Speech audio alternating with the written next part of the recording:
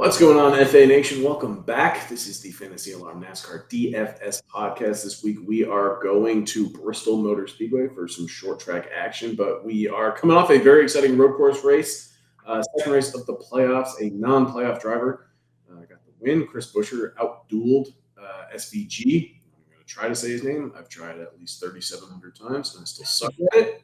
But Buescher gets the win. Got to feel good for him, too. He came close a few times much earlier in the year. Didn't make the playoffs this year after winning 3 races last year. So it is good to see Buescher get to victory lane. He is probably one of the more likable guys in the series. He is generally likable. I did feel good for him. He made history, too. I believe that's the farthest back anybody's actually won from Watkins Glen. Certainly the farthest back since like 2000 that anybody's won at Watkins Glen in terms of where he started.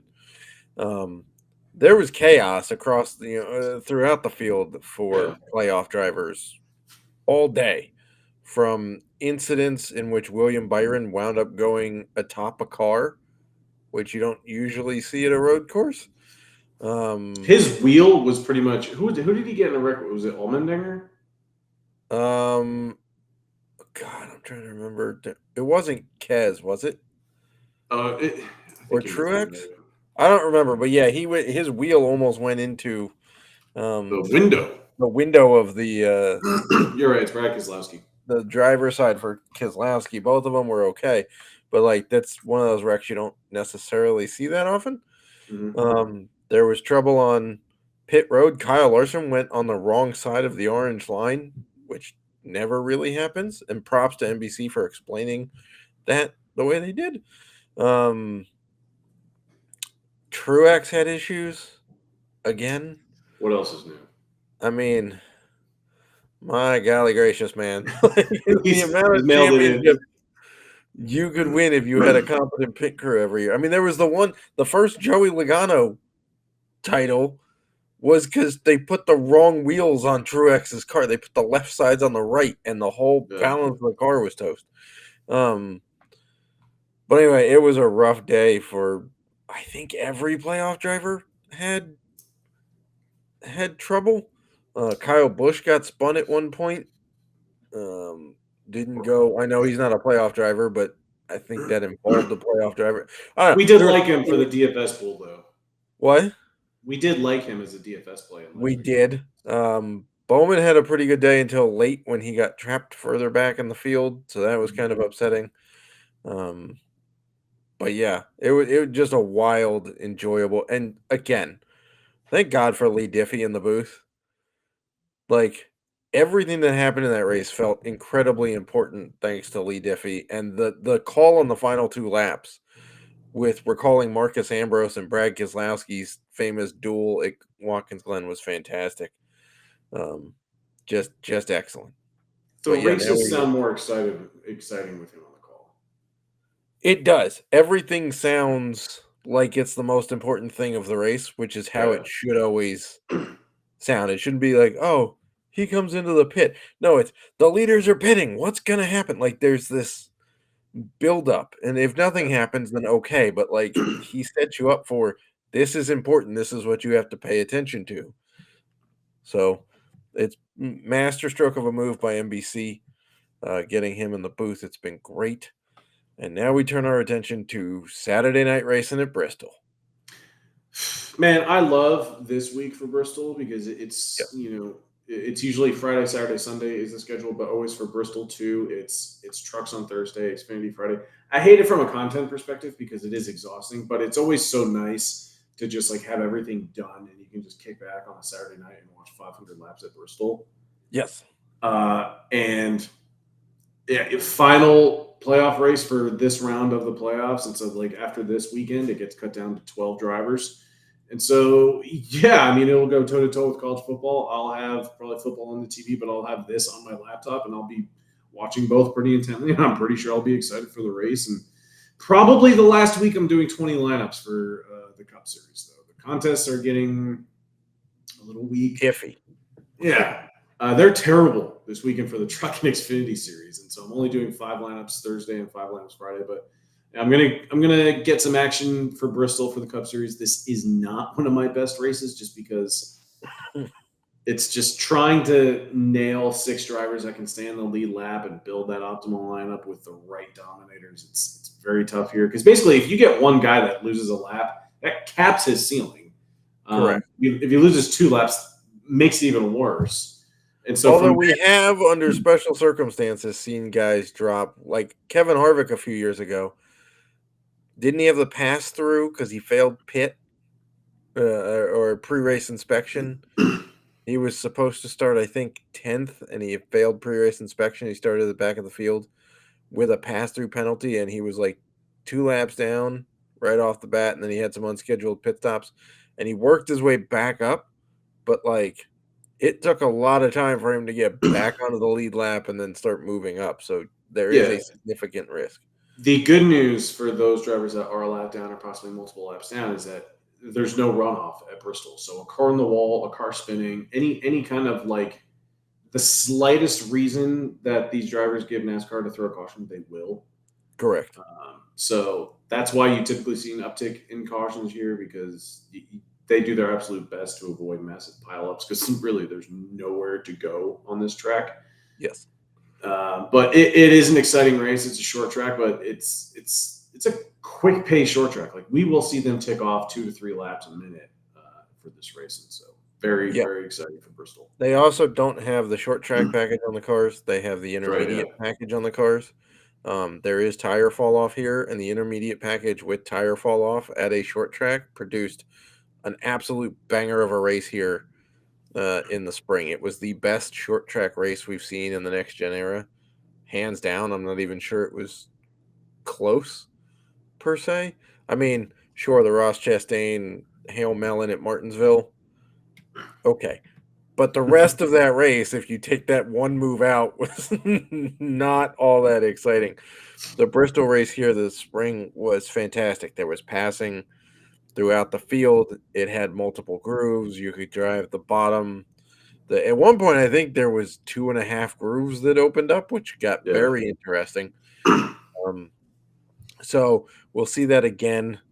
The nighttime racing, the track will change as the temps cool down throughout the evening, which is always fun and adds a whole new wrinkle of strategy for the teams. But quickly, going into this race, the 4 guys that are below the cut line right now, one of them doesn't necessarily surprise us. Harrison Burton, right? I mean, he's 20 points below. That's doable. If he has a clean race and other people have issues, it's doable. But that one's not that surprising. Truex, Brad Keselowski, and Denny Hamlin all being below the cut line right now. Pretty interesting. Denny's not that far below. He's 6 points below his teammate Ty Gibbs. And it's one of his best tracks. And this is one of his best tracks. He's been a master of short tracks for a little while now. Keselowski and Truex, again, doable. If they get some stage points and a strong finish, there's hope that if some guys have some issues, they could make it. But Truex tends to get caught up in other people's stuff here more often than he probably should. Yeah. I mean, in the last 5 races here, he did finish second here in the spring. But other than that, he's only got one other top 10 finish or top 15 finish in the other 4 races. So, this one's kind of a little bit of a Hail Mary shot for Truex. Kez has been better here. So we'll see. This is going to be an interesting run to the round of 12. And who knows? Anybody else could have some serious issues. I mean, I feel bad for Ryan Blaney coming out of last week where they basically didn't let him drive the car back. Yeah. He had flat tires and they towed him. And then they said, because you got towed, you're now out of the race, which is that's stupid. I hate that rule. True at like every other track, but like they also didn't give him a chance to fix it, which is he was very upset about that, which he should be. Yeah, he went from what, 2nd or 3rd in the playoff standings all the way down to 8th. I think he was 2nd. I think it was Joey was 1st because he had the win, and then it was Blaney, and now Bell is second, Cindric is third, Bowman's fourth, Suarez is fifth, Reddick sixth, Chase Elliott seventh, Blaney is eighth, Kyle Larson ninth, then Byron Briscoe and Ty Gibbs are the last three above the bubble. So setting up to be a fun race at Bristol. Do we need to go too deep into like the actual track? Like it's a half-mile track. It's got some insane banking. They call it the Bull Ring, the last great Coliseum. It's good. They usually play a college football game every year. The next year, the Braves are playing a game here. I mean, yeah, it's specific to the track. Valley. Yeah. Specifically, like we are hunting lap sled here. Those are going to be huge. It's 500 laps. You can easily see two guys lead over 100 laps here. We could see two guys lead over 200. It's happened before. If a couple of guys have their car set up better than everybody else, they could just simply run out and hide a little bit. You're not going to see one guy lead like 400 laps. That's not going to happen. But generally speaking, we are hunting lap sled here. And then it's all about finish position, to be perfectly honest. PD is a little tough to come by. It is a short track. Guys starting further back in the field, as you so aptly put, generally, they are serious lap risks. Yeah, like they could get lapped early too, pretty early, and cap their upside. I'm just going back and refreshing my memory here. Denny Hamlin's won the last two Bristol races, by the way, in case anybody's wondering. But this spring, we saw Ty Gibbs and Denny Hamlin lead 137 and 163 laps, respectively, in that race. And then Truex led 54. So it was a Joe Gibbs night that time. But yeah, typically speaking, we're looking for guys who are going to lead over 100 laps. This race in 2023, again, wasn't the intermediate package. It was a short track package. But we still had three drivers lead over 100 laps. One of them was Ty Gibbs, one of them was Denny Hamlin, and one of them was Christopher Bell, who led the most at 187. So be aware of that when we're building lineups. When we say, be careful with how many guys deep in the field you start, do you feel better at least, if there's like a Hendrick driver or a JGR driver, if there's somebody that's starting outside the top 25, are you okay playing them, or do you maybe just fade them because they're going to draw ownership because it's good equipment and it's PD that's kind of hard to come by, and maybe you just kind of lean into it? I'm on the side of this is Bristol. It can be chaotic here. If there's going to be a chalky play that is costing people some money, I will probably try my best to absolutely avoid it this week. Yeah, that's an excellent question, especially since this race last year, Kyle Larson didn't qualify because he had that issue in practice. Yeah. So he started 36th. He then also finished second and led 20 laps. So, again, Hendrick not off to a great start. Hendrick car, good equipment. Chaos did, in fact, break out in that race, as it typically does. At Bristol, not that many crashes, but there were plenty of guys who had incidents and got trapped laps down. I mean, only 10 guys finished on the lead lap in this race last year. If we look back at this race earlier this year, Alex Bowman, another Hendrick guy, started 29th, finished 4th. So if they're in good equipment, I'm not that concerned. I mean, Chris Buescher started 34th and finished 7th. But again, only 5 guys finished on the lead lap in this race in the spring. Kyle Larson started 10th and finished 5th. He was the last guy on the lead lap. Because if it goes green towards the end, those final pit stops won't matter, and they're just going to stay out there and lap people. So I would say that if they are in good equipment, I'm more apt to play them for the PD, because at that point, everybody's in the boat. So if something happens, then it doesn't necessarily kill you, right? It does kind of cap how high you can go in a tournament. But especially in cash games, it's not going to kill you if, like, I don't know, William Byron, for example, has a stinker of a qualifying lap or has an issue in practice and doesn't get to qualify and starts way in the back of the field, and a lot of people are playing him. And he either does really well, then you're on the train with everybody that's going to help you get higher up. Or if he sucks, everybody else has him, so it's a free square to screw up too. But in tournaments, I would try to be underweight on the field on them in a tournament setting, because being on them and having them do well doesn't get you up the standings. And if they do well and you don't play them, then oh well, but you have 6 other guys who may still do well enough to top him. And if he sucks, then you get leverage and you're above people that played him. So Cool. That's how I would approach that. All right, shall we just dig into the driver pool? We shall. I'm going to go ahead and share my screen and the DK pricing here for you. And shocker, what do you know? Denny Hamlin's top of the board. We knew that coming in he was going to be. This is one of his best tracks. As we said, he's won the last 2 here.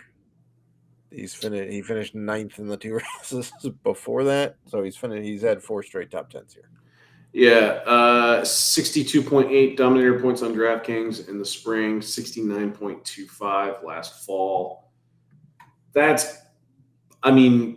Even that amount is excessive, but if you're getting half that at this price and he's still finishing well, you'll be very content if he can get 40-ish points just from his finishing position, in addition to 30 to 40 dominator points. That'll still hit the optimal lineup. Like, we're going to see big scores for this race. Yes. He, in the last 5 Bristol races, Denny Hamlin has averaged 68.9 DK points. Yeah. That's only bested by 2 other drivers. One of them is directly below him, Kyle Larson, who is best in the field on both DK and FanDuel. On DK, he in the last 5 Bristol races, he's averaged 92.3 points. Jeez. Well, when you finish that's wild. Well, okay. In fairness, he's only run 4 of those, as opposed to 5 for everybody else. But when you finish 1st, 5th, 2nd, 5th in that span, and your average starting spot is 14, thanks to the 36, the P36 starting spot in this race last year, that's bound to happen. Plus, he leads the 5th most laps here per race, 4th most, 62 a race. So, there's reasons why he scores really, really well. He also has the most fastest laps per race on average. So, I'm not going to tell you you're getting a discount on Kyle Larson with him being 500 less. Yeah. But it's a reasonable price for a guy who averages like 8.5x value at that price. Sometimes I wish DraftKings would get a little more aggressive with their pricing, because we know like 12K. Yeah, we know in a race like this that there are, in all likelihood, there's going to be 2 drivers that lead at least 100 laps, and they're going to they're going to get plenty of dominator points. So I'd like to see them get a little more aggressive, and maybe Denny Hamlin should be 12K, maybe Larson should be 11.5. Like, bump up everybody. Go like Kyle Busch in Truck Series pricing. Bingo, yeah. Maybe not that aggressive, but it's like, we're going to look back, and it's like, if Denny Hamlin wins the pole, finishes top 5, but can still lead, and get 30 to 40 dominator points, he's looking at 70 to 80 points on DraftKings. And at $11,000, yeah, he's absolutely paying off the price tag, and he's going to be in the optimal lineup.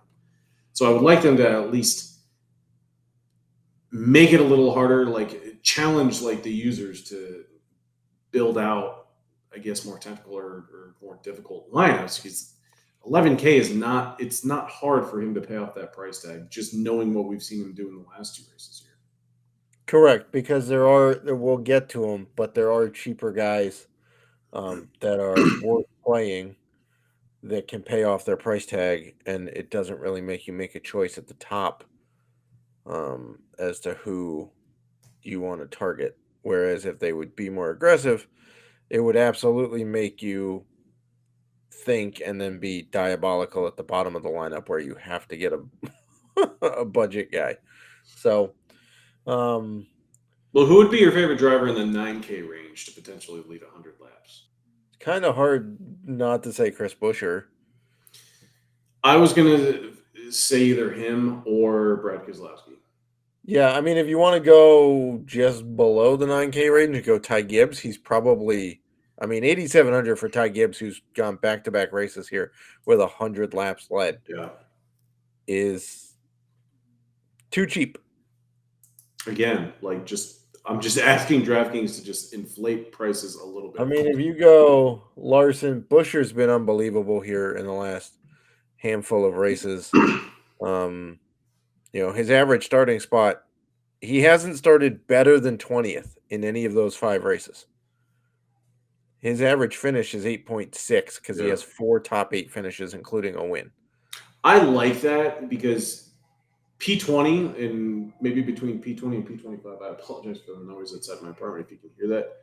But P20 to P25, that is still a good range. You're getting PD, and there's a good chance that the driver, if they're good enough, can maintain the lead lap. Buescher, obviously, we know has win equity. He's won here before. And so, yeah, like I'm with you on board. I would probably change my answer from Keselowski to Buescher, but in my article for Fantrax, I previewed them both. So I'm on board. I think they're both fantastic plays. Yeah, I mean, you can make the argument that Keselowski has to have it more because Buescher is not in the playoffs and Kes is right now outside the bubble.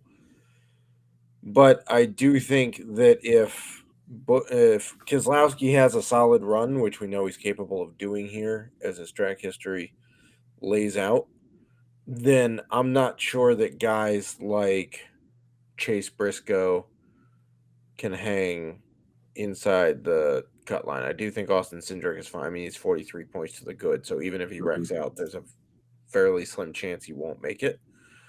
But Briscoe's only 6 points to the good. Yeah. I can't believe Austin Cindric is that comfortable in the playoff picture right now. Well, I mean, if you think about it, the first 2 races in this round played right into his hands. I mean, he's a plate racer and he's a road racer. That's the 2 races we've had: Atlanta plate race and Watkins Glen road race. So, but then next round he gets Talladega in the Roval. Like, what are we doing? Yeah, there's a reasonable shot that he could go to Phoenix. I mean, he'll be racing at Phoenix. Whether he's still in the playoffs at that point, I don't know. But that would be remarkable, to be honest, for a guy who got his win because his teammate ran out of gas. Exactly. But anyway, so if we go Larson and then we go Buescher to start things off, are we building a lineup? I'm poking around, seeing what we can do. The Ty Gibbs is way too hard to say no to at $8,700. And you potentially have 3 dominators there. Yeah, I mean, we don't know what they look like on track yet. Practice will be Friday afternoon. Qualifying will follow that, and then the race is Saturday night. But based on track history, that's 3 of the top 5 guys, 3 of the top 4 guys, based on like average DK points in the last 5 races here. Again, Ty Gibbs has led more than 100 laps in the last 2 races at Bristol. Kyle Larson, leads a boatload of laps. Buescher hasn't led that many laps. I mean, he's led a healthy amount, but he also moves up pretty well here. So pretty hard to say no to those 3. As for guys in between, I mean, I don't know. None of the other guys really particularly stick out. Are you talking about in the mid range?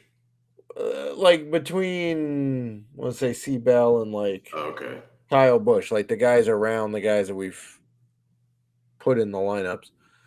Obviously, Kyle Busch sticks out. It's Bushdle for a reason. He usually does well here. I don't know what to make of them right now. I mean, the RCR cars have been really fast. Watkins Glen was a bad race for him, but he also has trailed off at the last 5 Bristol races. Maybe for the remainder of the build, like you have these 3 drivers, Larson, Busher, and Correct. Gibbs. Maybe once we knew the starting order, if ideally if all things played out, because I'm operating as if like Larson, Busher, Gibbs probably qualify in the top 15. Yeah. Probably try to find a mid-range play that's maybe starting either between like P15 and P25. I don't want someone starting too far back, but just a guy that is between 75 and like maybe 8,500. And I would take like the guy that's just starting like farthest back.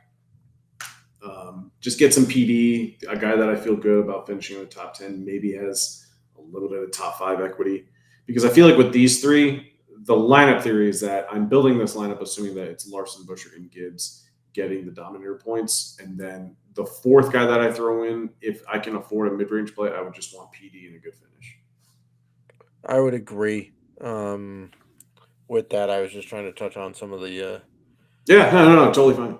But I mean, Bush is known for doing well at Bristol, but the last 4 races, he's not. He's only cracked. He's only finished 20th once, and outside of the top 20, the rest of the time he has finished second here 5 races ago. Was it Kurt that was historically bad here for a while until he eventually got a win? Kurt was historically bad at Vegas, their Vegas, that's hometown track. oh, their home track, right? Okay. And then the week I told you to fade him, he wound up winning the race. So there's that. We've seen Blaney lead laps here before and then get caught up in other people's stuff because it tends to be what happens to Ryan Blaney for whatever reason. Or he runs out of gas. Or he runs out of gas. A guy who I don't know. I guess if we come down here to kind of more the mid range, starting with like Truex, I don't know. I don't know what to make of Truex right now. Like I kind of feel like he's mailing it in a little bit. Honestly, I've tried to in so many races recently. I have tried to justify it. I've tried to talk myself into it, feel good about it. This week, I know it's really his last chance to like arguably win and move on. I don't care. I'm kind of done with it. I'm over it. I'm over him. It seems like there's just I understand he can probably approach every race trying to go with it with a fresh mindset, clean slate, all that. But it's just like no matter what, when he gets behind the wheel, it just feels like he's checked out. Doesn't care about it anymore. Good for him. He made the playoffs, but like really as I just don't feel good about him even making a deep run. I just think he's like very much looking forward to like being done and just retiring. So I'm off him. Honestly, I kind of like how Ross Chastain is trending heading into this race. I do too. Ross Probably play Chastain Ross. has been trending upward, certainly at multiple tracks over the last month or so. And then at Bristol, he has a pretty good record here at 3 top 15s. Yeah, and the one that stands out to me is probably the fall race 2 years ago. First race on concrete with Trackhouse Racing for Ross. Starts 12th, finishes 6th. I think that was the year he did go to Phoenix and race for the championship. But like, I think the thing we had always touched on with Ross, especially earlier in the year, was like it just didn't seem like he had a lot of top 5, top 10 equity. He wasn't really leading as many laps. Then last week at a road course, leads 51 laps, starts on the pole, which is 4th. Darlington started P22, finished 5th. Even at Atlanta, got out front and led 13 laps. So we are seeing him, we're seeing him basically do what we knew he was capable of, but we just didn't see it for a vast majority of this year. Yeah, correct. And Richmond started 22nd, finished 5th. Richmond, sorry. I got that confused with Darlington. No, he did the same thing in both. Oh, did he? Holy crap, he did. Yeah, because Richmond was the first one out of the Olympic break. Also, holy crap. And they're both the cookout something. Yes. Here's my other question. There was another cookout race earlier this year. Finished 14th in that one. But yeah, I mean, the Food City 500, Started At Bristol? 36th, finished 15th. That was at Bristol earlier this year. So, I think he's starting to find that form he had at the beginning of the season. And when you match that with a historically pretty good track history, I think 8K is a pretty reasonable price. We are clearly running out of money here fairly quickly if you stick Ross Chastain into this build. But I still think that there are some guys towards the bottom here that make some sense. Oh, I've already clicked on one of them as a lock. Okay, go for it. Ryan Preece. Excellent. That's who I was going to talk about.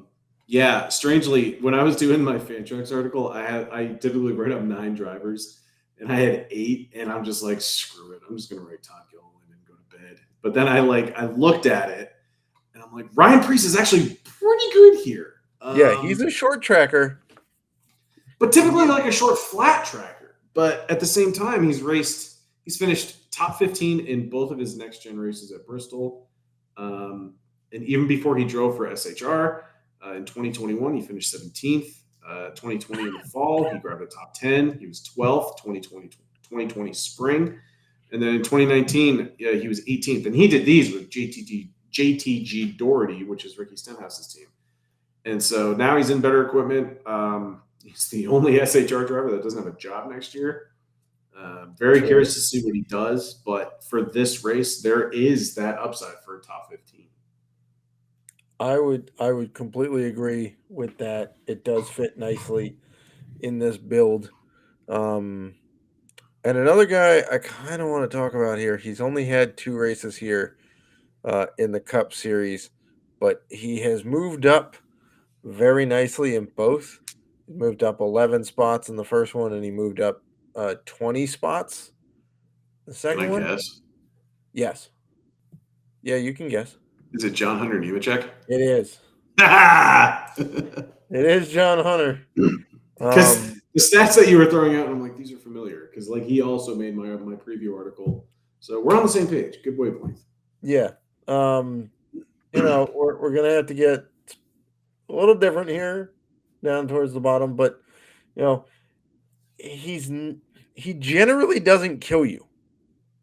And I know that that's not the best selling point, but for a guy this cheap, to get solid point value out of him fairly consistently is pretty nice. I will say the one thing I didn't like, or that caught me off guard, was that his price jumped $1,000, which is very reactionary because he started. Now, when you say he doesn't kill you, I think what you're basically trying to say is like, one, he always qualifies poorly, and then it's usually outside the top 30. And this is a guy, and then while Legacy Motor Club sucks, he is capable of driving that car to a top 25 floor. But like he's giving you 6 or 7x value at his price tag if he's finishing in the top 20, and if he's in the top 15, he's in the optimal lineup. Correct.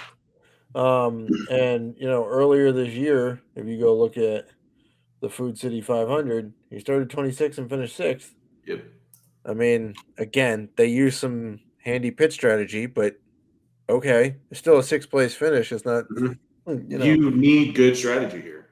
And it's $6,000. He put up 62 points. That's 10x. That's perfectly fine. He's been a little hit and miss at some other places, but Dover compares pretty well to Bristol. Yep. If you're looking at a track that you can use. The Worth 400, which was Dover, started 34th, finished 20th.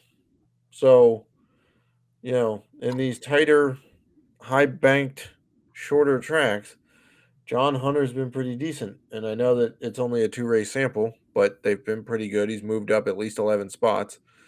And when we look at, the last 9 races using Darlington, Bristol, and Dover, because they're all kind of higher tire wear tracks, his average finish in those 4 races is 20th, and his average starting spot is 25th. So, on average, you're getting 5 spots of beating for a guy who's fairly inexpensive.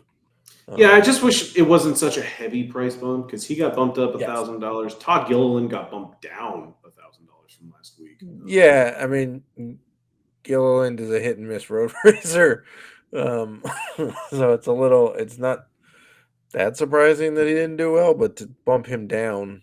Well, I mean, he started P37 and he finished 16th. Like, he put up 48 points. I think when a lot of the chaos was happening late, he was not restarting well, but he got through it and then ultimately finished very well. Yeah, So that's true. yeah, he goes out, puts up 48 points, and then gets now we get him at a discount. I guess with that said, it's just going to draw more people to Gilliland, and maybe we lay off if he qualifies around the same spot as John Hunter and Nemechek. Yeah, I mean, in his 3 races here in the Cup Series, Gilliland is qualified 30th, and 24th. Yeah. He has finished 18th, 16th, and 26th. So when he's qualified 30th, he's moved up at least 12 spots. So I would pay attention to him. But yeah, I would say that if they qualify around the same, I may pay up for John Hunter just to get a little different. Because Todd Gilliland has been a favorite play of a lot of folks throughout the season for good reason. Anybody else catch your eye? Justin Haley, only because he has the RFK Alliance, and we did mention Buescher and Keselowski. Typically, when RFK is fast, Haley also has a pretty good car as well. But earlier this year, he started P32, finished 17th. 2 years ago, started P19 and finished 12th. That was with Colleague. But I still think that there's talent with this driver. His name was in that driver pool of guys that could replace Alex Bowman in the 48. I don't think that rumor ever had any like legitimate legs. But it's also a guy that, he's affordable, cheap, probably starts outside the top 25 if I had to guess. At best, he probably qualifies between P20 and P25. But still, we've seen him sneak in and just steal some top 12 finishes. So if Buescher and Keselowski look good, I'll probably, I guess just by association, assume that Haley is capable of moving up as well. Yeah, I like that. I like that call. By the way, your prediction on qualifying, he is qualified in his 4 Bristol races on average 24.8. I would take that though if he qualified. I would too. Yeah. I would too. And if it's a couple spots better than that, I would say even better because then you get a little bit of leverage on the field. But yeah, I would say that would work. So in this particular build that we managed to pull off during this pod, if you're watching it, we've got basically 3 guys we pretty well assume are going to be dominators between Larson, Buescher, and Ty Gibbs. Potentially 4. Ross Chastain has that ability. If he starts close enough to the front, he could lead a chunk of laps. And then 2 budget guys who have been better at shorter tracks in Preece and Nemechek. And there's a few other guys that we'll toss in that we did not talk about on the podcast. You'll just have to read the playbook, which will be out Friday at some point. Again, practice and qualifying is early Friday afternoon, so we'll have to see how that shakes out and if I have to make any adjustments to the guys that I'm going to write up. But that'll be out Friday afternoon. If you're listening to this, chances are that the betting piece is either already out or is coming out later on Thursday. And then, playbook will be out Friday afternoon. Projections and rostership will be up Saturday morning for the Saturday night race. Cool. We are recording this Wednesday night. The Truck Series playbook for Thursday is already live. I'm going to do my best to update it. Actually, tomorrow is actually my last day on my current project in the office. And so around the time that I'm actually cleaning out and trying to head home just to finish my work setup and get set up at home, that's when qualifying and practice is going to be happening. So I'm going to try when I get home to update the Truck Series playbook with the final driver pool. I will have that no matter what. I just don't know if I'm going to be able to get to the updates of upgrading and downgrading certain drivers that I wrote up. Thursday evening, I'm trying to get the Xfinity playbook up. Similarly enough, I will have updates on Friday, which is when practice and qualifying is. I think it starts around 2:30. And so that will be fully updated before Friday's race. I'm not playing truck or Xfinity super heavy. I'm not a fan of the contest. I'm doing 5 lineups in low entry fee contests just to see what happens. Yeah, I'm playing lighter this time of year as well because even Cup Series contests have shrunk and payoffs are not as good as they Yeah. Like even were. the Chrome Horn this week is down to 10K to first, and it's usually 20. And so Yeah, I think this will be the last week I do 20 lineups for NASCAR, and from here on out, it'll probably just be like 5 or something. But still get yep, some skin in the game, but it's just the effect of NFL returning. correct, correct. So, with that, we are done previewing the Bristol, I think, Bass Pro Shops night race Saturday night. So, God, I hope it's a good one because the spring race here was fantastic. I hope it's another really, really good race. I hope there's less chaos for the playoff drivers and the settled on the track rather than who draws cautions. Yeah. But yep. So be on the lookout for the content and good luck, FA Nation. All right, Matt, thank you so much for your time. Best of luck to you. Best of luck to the FA Nation.